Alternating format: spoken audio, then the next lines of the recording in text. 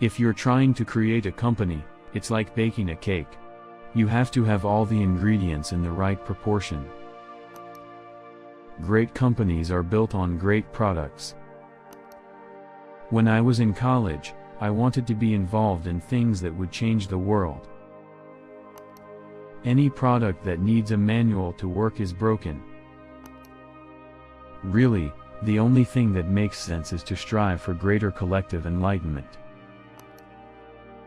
The factory is the machine that builds the machine. I think we are at the dawn of a new era in commercial space exploration. Some people don't like change, but you need to embrace change if the alternative is disaster. I'd rather be optimistic and wrong than pessimistic and right. Life is too short for long-term grudges. I would like to die on Mars. Just not on impact. It's very important to like the people you work with. Otherwise, your job is going to be quite miserable. If we drive down the cost of transportation in space, we can do great things. I think we have a duty to maintain the light of consciousness to make sure it continues into the future. The problem is that at a lot of big companies, process becomes a substitute for thinking. You're encouraged to behave like a little gear in a complex machine. Frankly, it allows you to keep people who aren't that smart, who aren't that creative.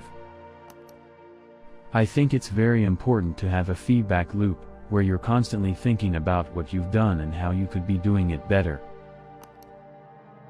If you get up in the morning and think the future is going to be better, it is a bright day. Otherwise, it's not.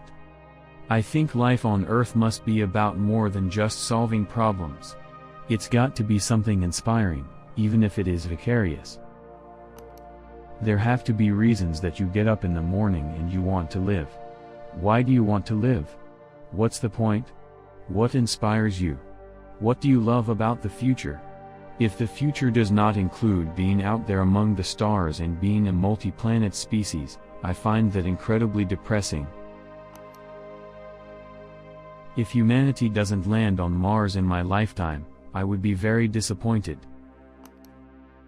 If you go back a few hundred years, what we take for granted today would seem like magic, being able to talk to people over long distances, to transmit images, flying, accessing vast amounts of data like an oracle. These are all things that would have been considered magic a few hundred years ago. The path to the CEO's office should not be through the CFO's office, and it should not be through the marketing department. It needs to be through engineering and design.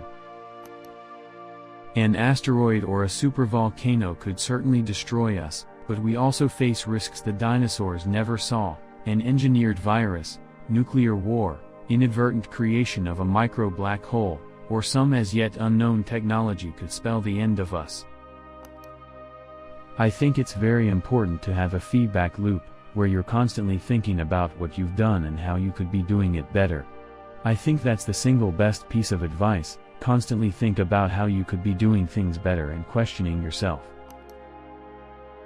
I think you should always bear in mind that entropy is not on your side. The value of beauty and inspiration is very much underrated, no question. But I want to be clear, I'm not trying to be anyone's savior. I'm just trying to think about the future and not be sad. In order to have your voice be heard in Washington, you have to make some little contribution.